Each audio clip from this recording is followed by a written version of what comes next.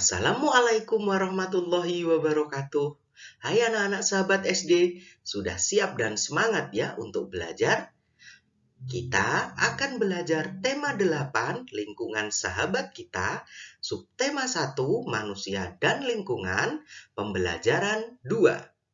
Sebelum kita mulai pembelajarannya, mari kita berdoa terlebih dahulu.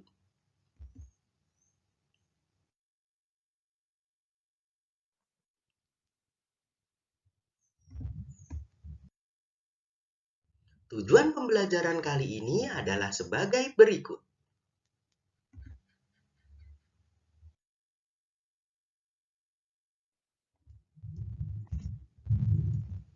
Anak-anak sahabat SD, coba kalian perhatikan notasi lagu berikut.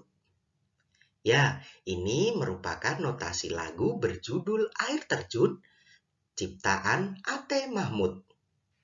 Mari kita coba nyanyikan lagu ini bersama. Siap ya?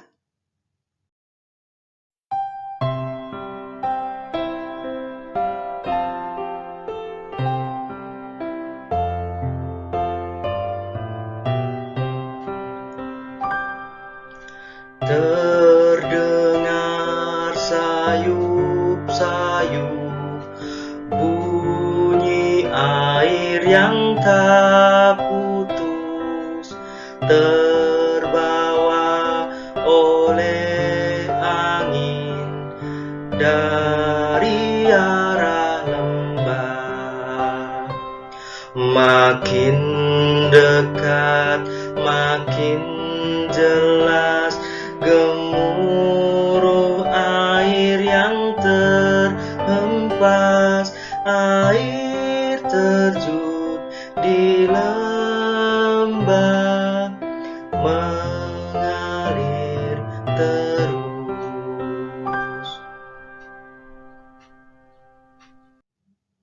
Bagaimana? Mudah bukan menyanyikan lagu berjudul Air Terjun? Selanjutnya, coba kalian berlatih menyanyikan lagu ini secara mandiri. Anak-anak sahabat SD, dalam setiap lagu pasti terdapat nada dasar. Apa itu nada dasar? Nada dasar adalah nada pertama yang dijadikan dasar dalam menentukan susunan tangga nada. Nada yang sering dijadikan sebagai dasar adalah nada do. Contohnya, nada do yang ditentukan dari nada C atau do sama dengan C, nada F, do sama dengan F, atau dari nada G, do sama dengan G. Nada dasar berfungsi untuk mengukur kemampuan atau jangkauan nada penyanyi dalam menyanyikan sebuah lagu. Nada dasar dapat diketahui dari tangga nada yang digunakan. Nada dasar biasanya dituliskan dalam bagian atas kiri partitur lagu.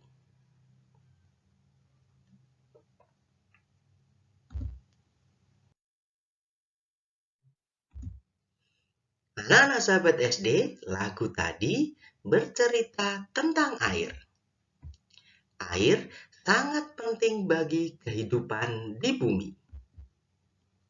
Manusia selalu membutuhkan air dalam kehidupan sehari-hari. Kegunaan air antara lain untuk keperluan rumah tangga, pertanian, industri, dan untuk pembangkit listrik. Begitu besarnya kebutuhan manusia akan air. Kita bersyukur air senantiasa tersedia di bumi. Oleh karena itu, manusia seharusnya senantiasa bersyukur kepada Tuhan Pencipta alam. Lalu, tahukah kamu mengapa air selalu tersedia di bumi? Air selalu tersedia di bumi karena air mengalami siklus air.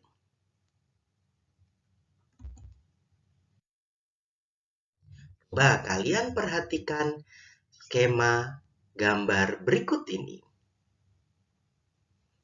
Ya, ini merupakan gambar skema dari siklus air. Lalu apa itu siklus air? Mari kita pelajari bersama lebih lanjut.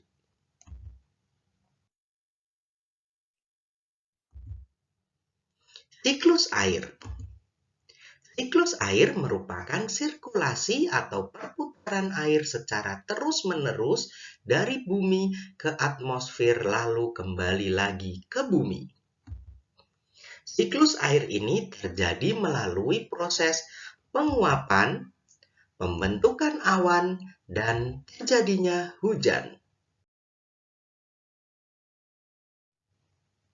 Perhatikan simulasi proses siklus air berikut ini.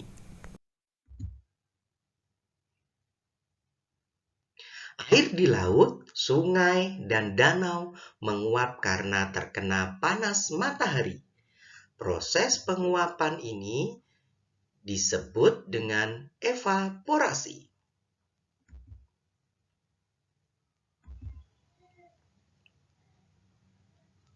Tumbuhan juga mengeluarkan uap air ke udara akibat panas matahari. Proses penguapan yang berasal dari tumbuhan disebut transpirasi.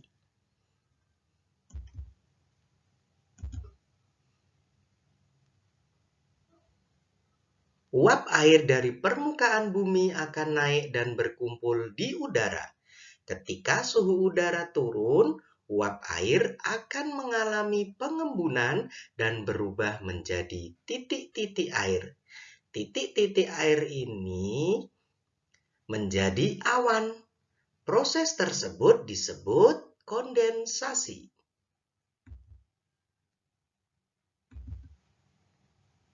Lalu, angin membawa awan ke daratan atau dataran tinggi. Titik-titik air di awan akan turun menjadi hujan. Proses tersebut disebut dengan presipitasi.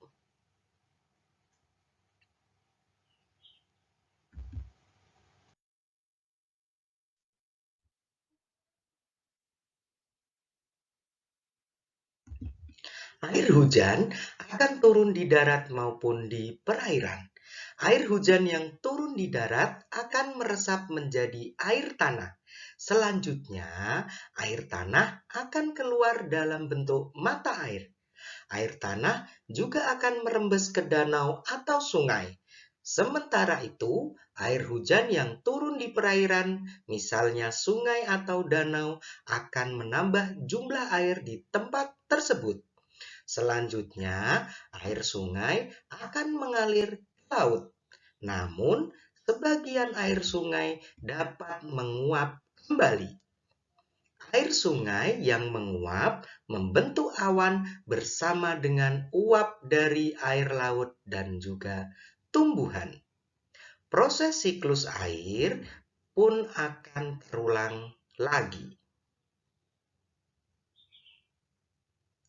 Dari proses siklus air tersebut dapat disimpulkan bahwa sebenarnya jumlah air di bumi secara keseluruhan cenderung tetap. Hanya saja wujud dan tempatnya yang berubah.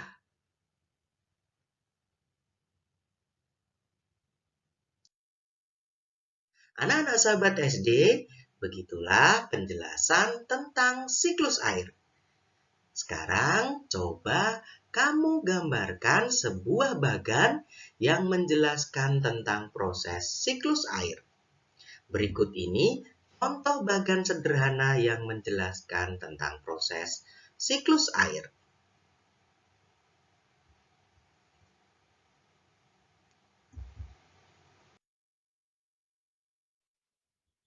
Air sangat diperlukan bagi kelangsungan hidup di bumi. Semua makhluk hidup membutuhkan air. Banyak cara dilakukan untuk memenuhi kebutuhan akan air. Sekarang, mari kita baca sebuah cerita yang bercerita tentang air.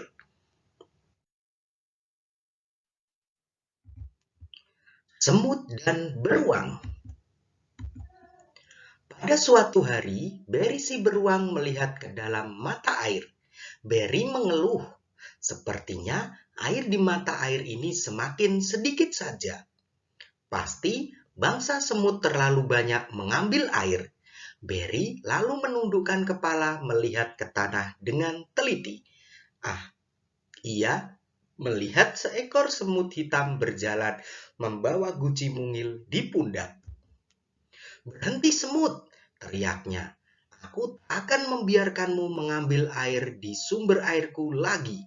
Kamu sudah terlalu banyak mengambil air. Berhenti atau kucakar kau," ancam Berry beruang. Semut hitam kecil itu tidak memperhatikan teriakan Berry. Ia merangkak ke bawah beberapa helai daun kering. Ia terus berjalan menuju sumber mata air. Berry mencakar dan mengendus daun-daun sambil berteriak, "Tak ada gunanya sembunyi. Aku bisa menemukanmu." Semut hitam berteriak dari arah belakang Berry. "Kenapa kamu pelit sekali? Bayi-bayi semut di lembah, semut sangat kehausan. Air di mata air ini kan masih banyak sekali, bahkan masih cukup untuk 1000 rusa." "Dengar kataku," geram Berry sambil membalik tubuhnya. "Aku tak akan memberikanmu air lagi. Semua semut dilarang mengambil air di sini lagi." Semut hitam terdiam sebentar, lalu bertanya, "Apa boleh buat kalau kau sudah memutuskan begitu? Tapi aku tetap akan mengambil air untuk bayi-bayi semut di lembah." Berry beruang sangat marah, namun semut hitam sudah menghilang lagi ke bawah daun-daun kering. Berry mencarinya, tetapi ia tidak melihat apa-apa di rumput. Akhirnya, ia kembali dengan jengkel ke sarangnya di dekat pohon oak.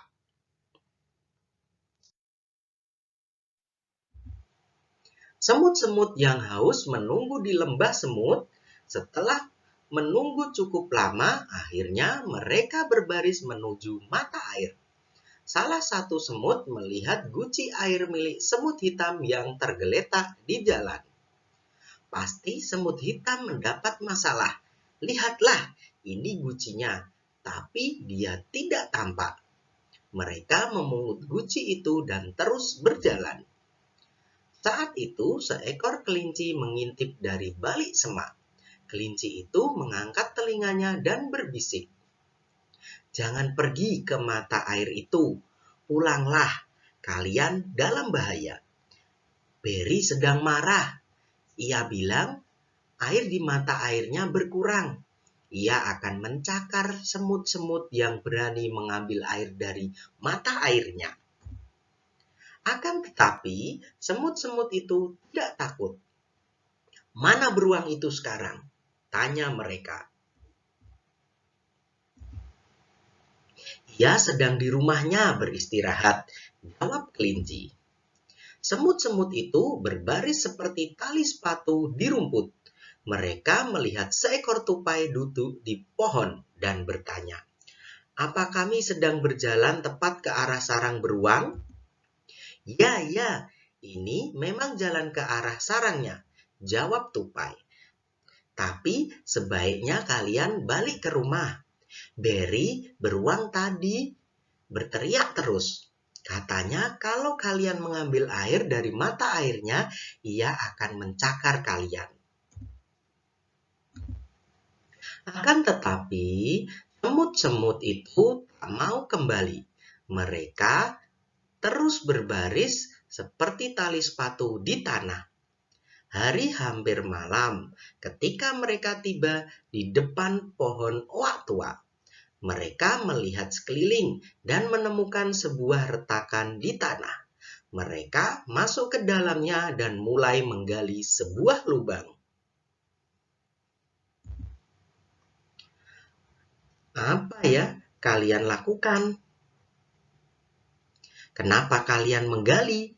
tanya tikus tanah yang merasa terganggu dari tidurnya. Kami ingin menangkap beri beruang. Kami sedang membuat jebakan untuknya, kata para semut.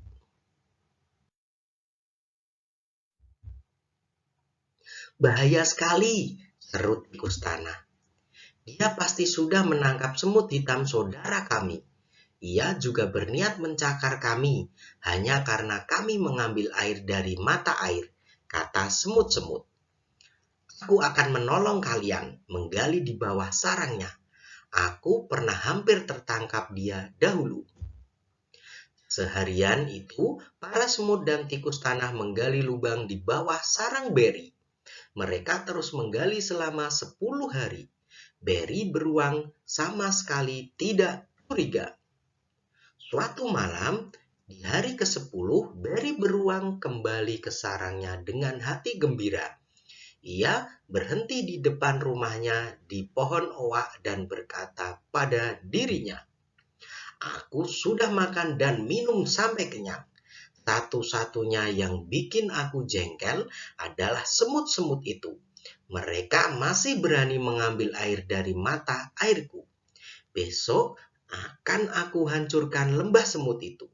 Akan kucakar mereka dengan cakarku seperti ini." Beri beruang mulai mencakar ke segala arah. Ia menghentakkan kakinya ke lantai sarangnya dan bruk! Lantai sarangnya jebol. Beri beruang jatuh ke lubang di bawah sarangnya. Lubang itulah yang telah digali para semut dan tikus tanah. Beri beruang harus terus tinggal di lubang itu, kecuali ada penjaga hutan yang menemukannya. Semut-semut itu akhirnya hidup damai di lembah semut. Saat itu semut hitam saudara mereka juga sudah kembali ke rumah. Ternyata ia hanya terpeleset di jalan. Jadi tidak ada yang merusak kebahagiaan mereka sekarang.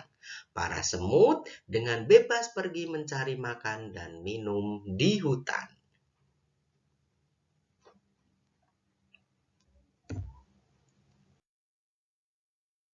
Anak-anak sahabat SD, kita sudah membaca bersama cerita berjudul Semut dan Beruang. Sekarang coba kalian tuliskan urutan peristiwa pada cerita tersebut. Tuliskan dengan bahasa Indonesia yang baik dan benar. Kemudian perhatikan juga penggunaan bahasa baku dan juga penggunaan tanda baca.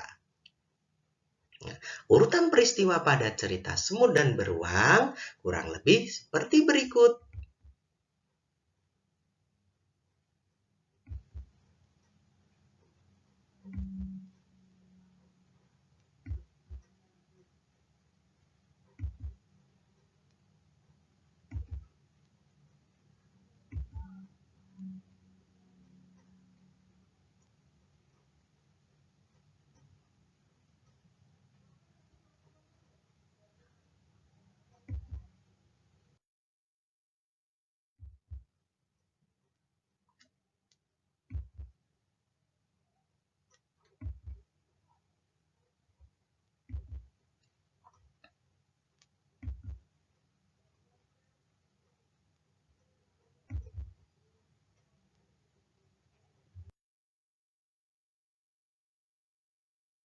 Demikian pembelajaran dari tema 8, subtema 1 pembelajaran 2. Terima kasih, tetap semangat untuk belajar.